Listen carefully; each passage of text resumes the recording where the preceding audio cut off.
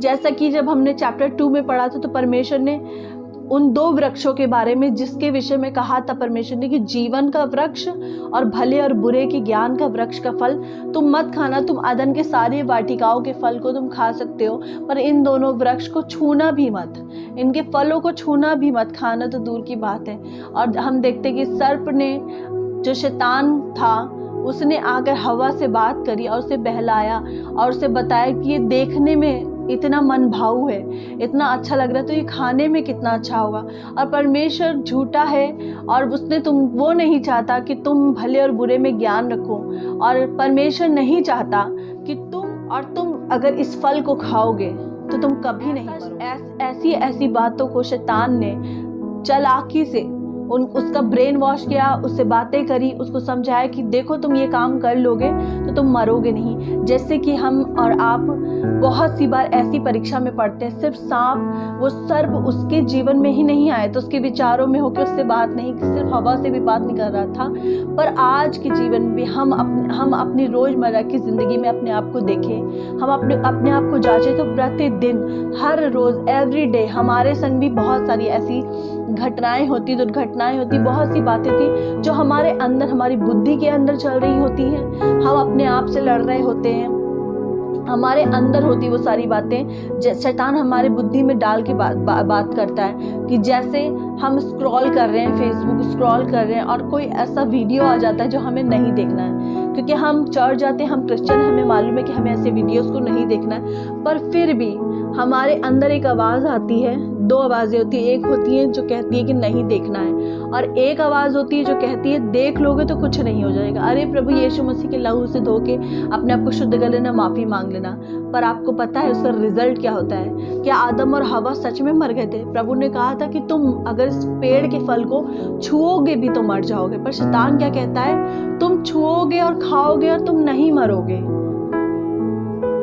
पर आदम और हवा नहीं मरे थे, पर वो ऐसे मर गए थे, आप बात को समझिएगा, कि वो परमेश्वर से दूर हो गए। पहले अदन की वाटिका में वो परमेश्वर के संग रोज समय को बिताते थे, रोज बातें करते थे, उनकी एक अच्छी फेलोशिप थी, परमेश्वर के सबसे करीब वो थे, सबसे करीब, खुद परमेश्वर उनसे प्रतिदिन मिलने आते थे। पर अब क्या हुआ? वो अदन की वाटिका से निकाल दिए गए।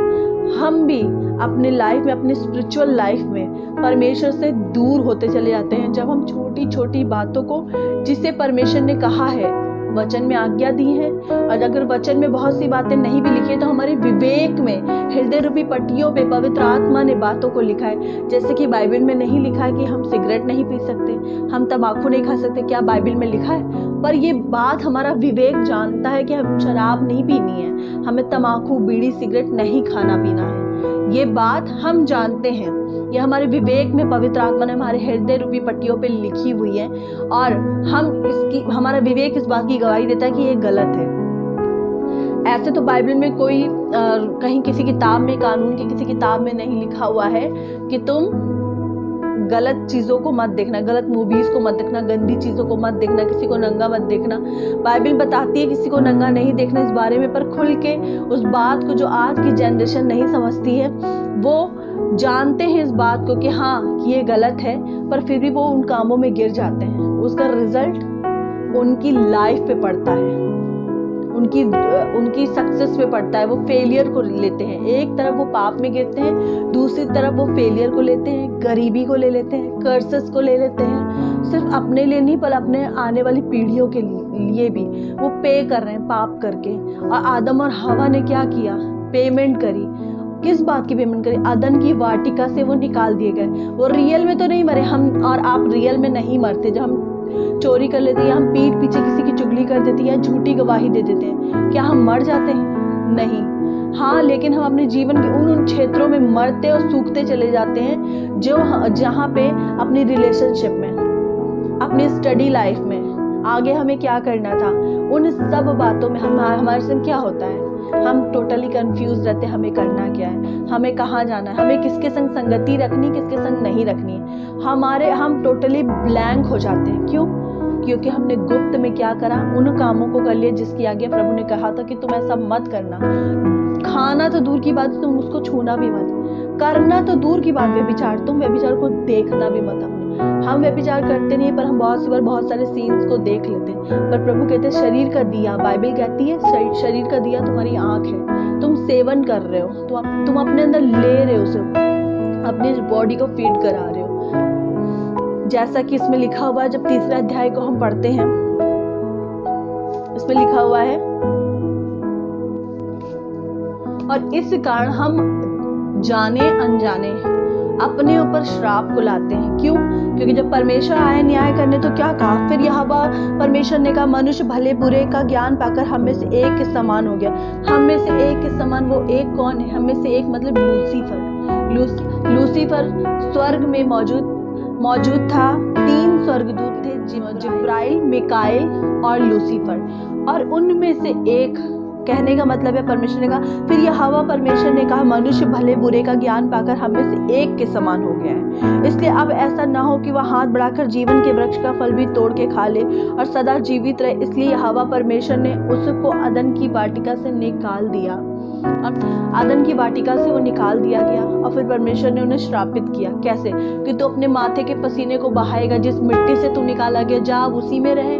और जब तू मिट्टी पे पसीने को बहाएगा, मेहनत करेगा, तो तब तू खाने पाएगा। वो तेरे लिए ऊंट कटारों को उगाएगी। और स्त्री को कहा कि तेरी लालसा तेरे पति की ओर होगी, तो बहुत पीड़ित होकर बच्चे को पैदा करेगी। और सर्प को कहा कि तू मिट्टी चाटता रहेगा, तू पेट के बल चलेगा, और मनुष्य की एड़ी तेरे मुंह को, तेरे फन को कुचलेगी। तीनों को श्राप मिला।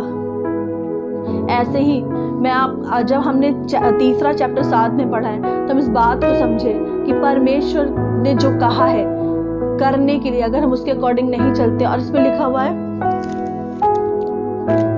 अगर हम 17वें पद में देखें, इसमें लिखा, और आदम से उसने कहा, यानी कि यहोवा परमेश्वर ने कहा, तूने जो अपनी पत्नी की बात सुनी और जिस वृक्ष के फल के विषय मैंने तुझे आज्ञा दी थी कि तू उसे ना खाना, उसको तूने खाया, इसलिए तू भूमि के कारण श्रापित है। यानी कि जब हमें वचन दे दिया गया, हमें बता दिया गया कि हमें क्या करना है, क्या नहीं, फिर हमारा हस्बैंड हो, हमारी वाइफ हो, हमारी मम्मी हो, हमारे जो कोई वचन के खिलाफ जाके आपसे कुछ काम करने को कहे, गलत, जो वचन के विरोध में हो, हमें वो काम में अपने हाथों को नहीं देना है, अपने आप को नहीं देना है। हमारी कोई बेस्ट फ्रेंड है और उसने हमें कोई बात कह दी है कि अरे कुछ नहीं होता है, कर लो, हमें ऐसा नहीं करना। हमें वचन के अनुसार अपने आप को जांचना है, और हमें उन कामों में अपने आप को नहीं देना, चाहे हमारी बेस्ट फ्रेंड हो, चाहे हमारी पत्नी हो, चाहे हमारा पति हो, चाहे हमारे बच्चे हो, हमारे माँ बाप हो, या हमारा पड़ोसी हो, या हमारा कोई कलीग हो, कोई भी हो, जानने वाला, अनजाना, प्रिय, अप्रिय, गुस्से में, बहुत प्यार में, हमें कभी भी वचन के खिलाफ नहीं जाना है, वचन के विरोध में जाके कार्य नहीं करना है कि कुछ नहीं होगा, अरे ठीक है, सब चलता है। सब नहीं चलता। हाँ, रियल बॉडी में तो आप नहीं मरोगे, पर आप अपने लाइफ में बहुत से क्षेत्रों में सूखेपन को, कंगालपन को, गरीबी को, श्रापों को, पापों को, रोगों को आप पेमेंट कर रहे हो। इन कामों को करके आप उन चीज के लिए पेमेंट कर रहे हो शैतान को।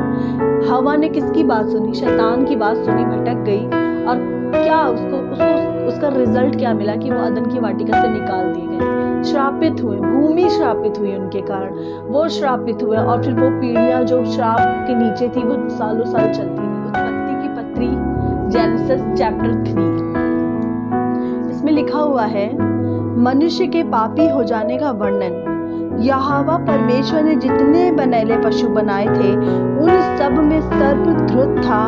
उसने स्त्री से कहा, क्या सच है कि परमेश्वर ने कहा तुम इस वाटिका के किसी वृक्ष का फल ना खाना? स्त्री ने सर्प से कहा, इस वाटिका के वृक्षों के फल हम खा सकते हैं, पर जो वृक्ष वाटिका के बीच में है उसके फल के विषय में परमेश्वर ने कहा है कि ना तो तुम उसको खाना और ना उसको छूना, नहीं तो मर जाओगे। तब सर्प ने स्त्री से कहा, तुम निश्चय ना मरोगे, वरन परमेश्वर आप जानता है कि जिस दिन तुम उसका फल खाओगे उसी दिन तुम्हारी आंखें खुल जाएंगी और तुम भले बुरे का ज्ञान पाकर परमेश्वर के तुल्य हो जाओगे। अतः जब स्त्री ने देखा कि उस वृक्ष का फल खाने के लिए अच्छा और देखने में मन भाऊ और बुद्धि देने के लिए चाहने योग्य भी है, तब उसने उसमें से तोड़कर खाया और अपने पति को भी दिया और उसने भी खाया। तब उन दोनों की आंखें खुल गई और उनको मालूम हुआ कि वे नंगे हैं, इसलिए उन्होंने अंजीर के पत्ते जोड़ जोड़ कर लंगोट बना लिए। तब यहोवा परमेश्वर जो दिन के ठंडे समय वाटिका में फिरता था का शब्द उनको सुनाई दिया। तब आदम और उसकी पत्नी वाटिका के वृक्षों के बीच यहोवा परमेश्वर से छिप गए। तब यहोवा परमेश्वर ने पुकार कर आदम से पूछा, तू कहाँ है? उसने कहा, मैं तेरा शब्द बारी में सुनकर डर गया, क्योंकि मैं नंगा था इसलिए छिप गया। उसने कहा, किसने तुझे बताया कि तू नंगा है? जिस वृक्ष का फल खाने को मैंने तुझे मना किया था, क्या तूने उसका फल खाया है? आदम ने कहा, जिस स्त्री को तूने मेरे संग रहने को दिया है, उसी ने उस वृक्ष का फल मुझे दिया और मैंने खा लिया। तब यहोवा परमेश्वर ने स्त्री से कहा, तूने यह क्या किया है?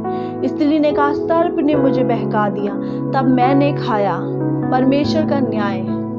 तब यहोवा परमेश्वर ने सर्प से कहा, तूने जो यह किया है, इसलिए तू सब घरेलू पशुओं और सब बनैले पशुओं से अधिक शापित है। तू पेट के बल चला करेगा और जीवन भर मिट्टी चाटता रहेगा। और मैं तेरे और स्त्री के बीच में, तेरे वंश और उसके वंश के बीच में बैर उत्पन्न करूंगा। वह तेरे सिर को कुचल डालेगा और तू उसकी एड़ी को डसेगा। फिर स्त्री से उसने कहा, मैं तेरी पीड़ा और तेरे गर्भवती होने के दुख को बहुत बढ़ाऊंगा। तू पीड़ित होकर बालक उत्पन्न करेगी और तेरी लालसा तेरे पति की ओर होगी और वह तुझ पर प्रभुता करेगा। और आदम से उसने कहा, तूने जो अपनी पत्नी की बात सुनी और जिस वृक्ष के फल के विषय में मैंने तुझे आज्ञा दी थी कि तू उसे ना खाना, उसको तूने खाया है, इसलिए भूमि तेरे कारण शापित है। तू उसकी उपज जीवन भर दुख के साथ खाया करेगा और वह तेरे लिए कांटे और ऊंट कटारे उगाएंगी और तू खेत की उपज खाएगा और अपने माथे के पसीने की रोटी खाया करेगा और अंत में मिट्टी में मिल जाएगा, क्योंकि तू उसी में से निकाला गया है। तू मिट्टी तो है और मिट्टी ही में फिर मिल जाएगा। आदम ने अपनी पत्नी का नाम हव्वा रखा, क्योंकि जितने मनुष्य जीवित हैं उन सब की आदि माता वही हुई। और यहोवा परमेश्वर ने आदम और उसकी पत्नी के लिए चमड़े के अंगरखे बनाकर उनको पहना दी। फिर यहोवा परमेश्वर ने कहा, मनुष्य भले बुरे का ज्ञान पाकर हम में से एक के समान हो गया है, इसलिए अब ऐसा ना हो कि वह हाथ बढ़ाकर जीवन के वृक्ष का फल भी तोड़ के खा ले और सदा जीवित रहे। इसलिए यहोवा परमेश्वर ने उसको अदन की वाटिका से निकाल दिया कि वह उस भूमि पर खेती करे जिसमें से वह बनाया गया था। इसलिए आदम को उसने निकाल दिया और जीवन के वृक्ष के मार्ग का पहरा देने के लिए अदन की वाटिका के पूर्व की ओर करूबों को और चारों ओर घूमने वाली ज्वाला में तलवारों को भी नियुक्त कर दिया। ये हमने उत्पत्ति का 3 अध्याय पढ़ा है। आज हमने साथ में चैप्टर 3 पढ़ा, कल हम चैप्टर 4 को साथ में पढ़ेंगे।